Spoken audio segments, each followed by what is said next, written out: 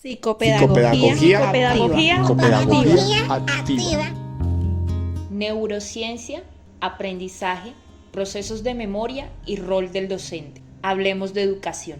A continuación, analizaremos dos fuentes de información sobre la neurociencia, el aprendizaje y su relación con la memoria y el rol del docente para el desarrollo de una educación integral en el siglo XXI. El primer documento se denomina Estudio Exploratorio sobre el conocimiento de los procesos de memoria en docentes. Fue realizado por Federico Muchui, Paola Vaccaro, Rocío Beatriz Zapata y Ana Paula Segovia, investigadores de la Fundación Centro de Estudios Cognitivos, Instituto Superior de Neuropsicología Argentina, publicado en la revista Educación, volumen 43 de la Universidad de Costa Rica. El segundo documento se denomina La neurociencia aplicada a la educación, aportes, desafíos y oportunidades en América Latina, realizado por Fabián Román, médico especialista en psiquiatría, investigador, docente y formador de profesionales, director de la Red Iberoamericana de Neurociencia, y Victoria Poenitz, licenciada en psicología, PhD, directora del Instituto de Neurociencias Aplicadas de Río, Uruguay, codirectora de la carrera de especialización docente en neurociencia aplicada a la educación de la Universidad de Concepción de Uruguay. El artículo fue publicado por Ruta Maestra, edición 25, Santillán. El primero es un estudio exploratorio desarrollado en la ciudad de Resistencia, Argentina, en el marco de las jornadas de capacitación en neuroeducación que se realizaron en esta misma ciudad. El segundo es una revisión analítica sobre el estado de la relación entre neurociencia y educación en América Latina. El primer documento centró su estudio en el conocimiento que poseen los docentes sobre la memoria y cómo esto se ve reflejado en la planificación y el desarrollo de las clases. Asimismo, indagó sobre los efectos de los distintos tipos de memoria en los procesos de aprendizaje para poder conjeturar sobre su implicancia en la calidad educativa del alumnado. Por su parte, el segundo documento nos obliga a repensar la realidad educativa de América Latina, donde palabras como neuroeducación, neuropedagogía, neurodidáctica, neuroaprendizaje, entre muchas otras, han inundado la web y, según lo que nos plantean los autores, se han multiplicado las ofertas de formación, algunas más académicas y otras más oportunistas, con programas diversos que pregonan lo neuro como la respuesta a todas las problemáticas de los sistemas educativos. Sin embargo, es necesario preguntarse cuánto de ello redunda en prácticas efectivas y transversales a la esencia misma del aprendizaje. Iniciaremos abordando el análisis del primer estudio investigativo y después compararemos los resultados de cara a los postulados del segundo documento. El alcance de este estudio fue exploratorio para familiarizarse con un tema poco abordado, visualizar las relaciones potenciales entre las variables memoria-aprendizaje y obtener datos para el desarrollo de una posterior investigación de mayor rigurosidad y profundidad.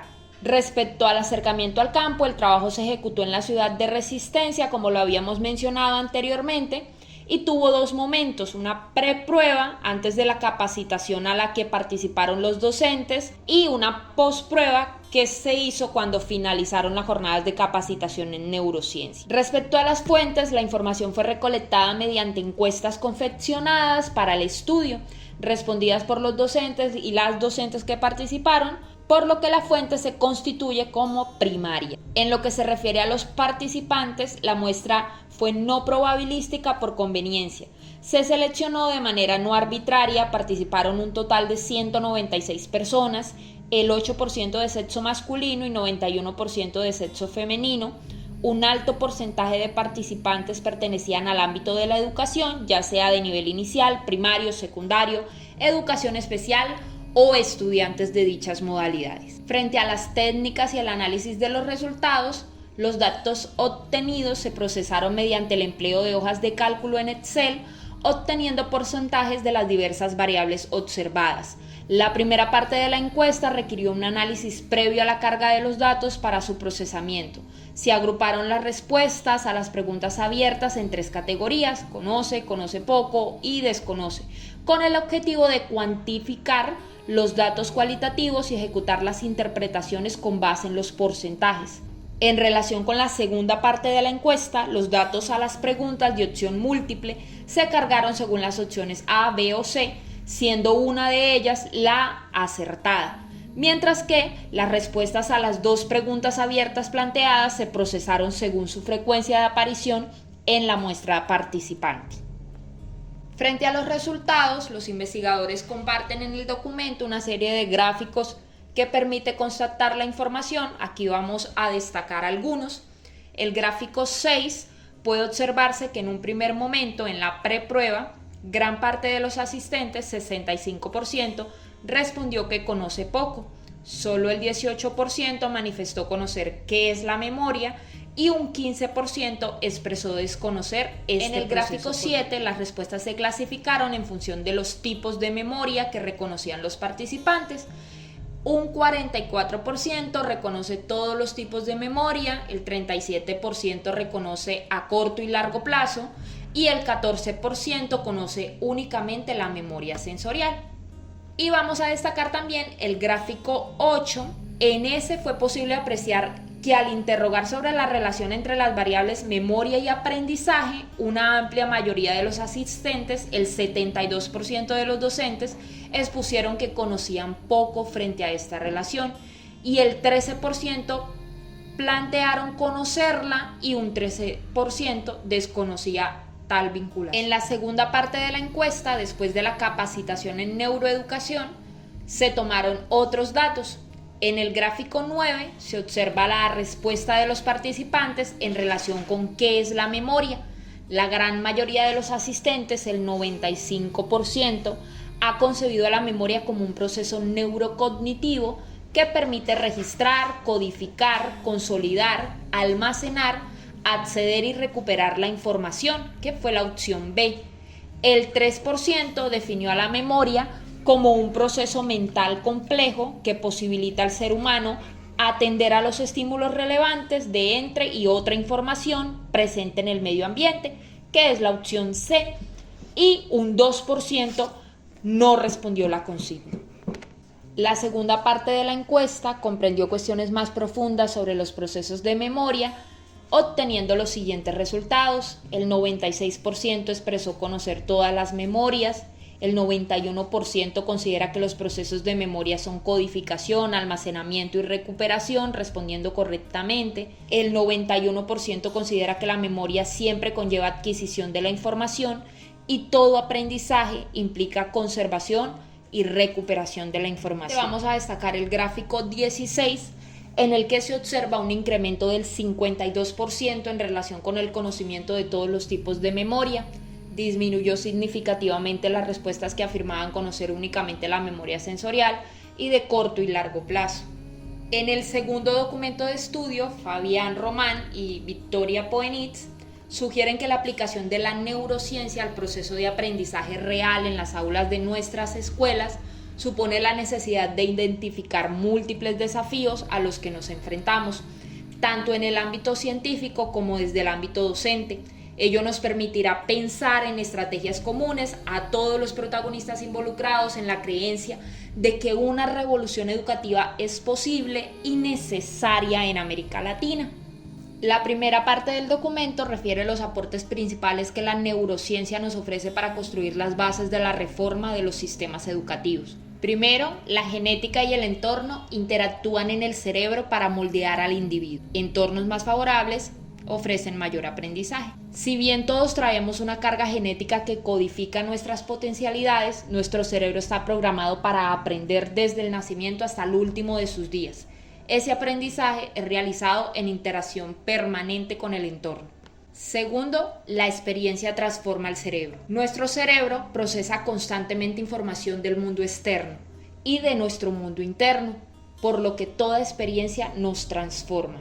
Tercero, los procesos cognitivos y emocionales trabajan en asociación. Las investigaciones evidenciaron la activación de regiones cerebrales en el hemisferio derecho como el giro lingual, el giro hipocampal posterior, giro hipocampal anterior y el giro fusiforme ante estímulos emocionales positivos. Estas son áreas cuyos neurocircuitos se encuentran involucrados en la facilitación de los procesos de memoria. Cuarto, los vínculos son las bases para el cambio. Investigaciones del último decenio comprueban que cuando cooperamos con el otro se estimula la cohesión entre los miembros del grupo, se potencian las competencias individuales al nutrirse de las de los demás, se construye una responsabilidad individual y grupal y verificamos con mayor eficacia nuestro propio aprendizaje. En la segunda parte del documento, los autores nos plantean los desafíos. El primero, un cambio de paradigma. Román y Poenit sugieren que las crisis de un modelo y la aparición de nuevos paradigmas son las dos condiciones necesarias para una revolución científica. Segundo, los docentes. Este es un desafío tanto para los docentes como para los científicos. Si entre ellos logran construir un puente entre neurociencia y el aula de clase, esto permitirá la creación de un lenguaje disciplinar y la generación de investigaciones comunes. Tercero, los programas de formación. En general, hasta el momento, las investigaciones en educación son realizadas por psicólogos o psicopedagogos. Es infrecuente que los docentes investiguen sobre su práctica en el aula. Esto dificulta muchas veces la apropiación del conocimiento generado por las investigaciones. Cuarto, la política. Las experiencias gubernamentales en la aplicación de las neurociencias en educación son escasas en América Latina. Frente a las oportunidades, los autores mencionan dos de forma muy contundente. Primero, la formación docente continua. Román y Poenit dicen que visitando diversos países de América Latina encontraron una masa crítica de docentes que contra toda predicción buscan actualizarse y desarrollarse en su práctica. Muchas veces participan de programas de formación en neurociencia con recursos propios y viajando grandes distancias. Segundo, la neurodidáctica. ¿Cómo se traducen los avances de la neurociencia en las prácticas de los docentes? Esto es lo que llamamos neurodidáctica. Gracias a estos avances, hoy comprendemos las funciones y procesos que realiza el cerebro. De esta manera podemos gestionar adecuadamente la práctica en el aula. Conocemos elementos que nos permiten entender la atención, las emociones, la importancia del ejercicio físico y para el caso particular de la memoria, ahora sabemos que la codificación en la memoria procedural de las tablas aritméticas, la práctica de dictados y la introyección de las reglas semánticas y gramaticales ayudan al incremento de la velocidad de procesamiento informacional, la comprensión lectora y la potenciación de todos los subcomponentes de la memoria operativa. Sabemos también que privilegiamos un buen desempeño en esta última cuando evitamos la sobrecarga de información en el tablero. Para cerrar esta presentación, queremos destacar que ambos documentos comparten conclusiones. En el primer documento, primero, se enmarca la necesidad de contar con capacitaciones en neurociencias en relación con los procesos implicados en el aprendizaje, dado que después de la jornada las respuestas de los profesores mejoraron notablemente y pudieron comprender la relación existente entre memoria y aprendizaje. Segundo, se considera que el conocimiento y la puesta en práctica de la memoria y sus procesos dentro de la planificación y práctica aula mejorarán notablemente el aprendizaje del alumnado en el nivel que se encuentre. 3. Por lo antes mencionado, se apunta a la necesidad de incorporar a los programas de formación docente el enfoque neurocientífico y el estudio del cerebro en sus distintas etapas evolutivas y la relación de los procesos cerebrales en el aprendizaje escolar. En el primer documento, es importante tener en cuenta que es un estudio cuyo alcance es exclusivamente exploratorio. Las inferencias allí efectuadas a partir del sondeo elaborado requieren un análisis de mayor profundidad. Para cerrar, el segundo documento comparte la visión del primero y sugiere además que un sistema educativo basado en los principios de las neurociencias cognitivas es de por sí un sistema inclusivo. Los docentes altamente calificados y competentes son fundamentales para sistemas educativos equitativos y eficaces. Los maestros hoy en día se enfrentan a expectativas más altas y más complejas para ayudar a los estudiantes a alcanzar su pleno potencial y convertirse en miembros valiosos de la sociedad del siglo XXI.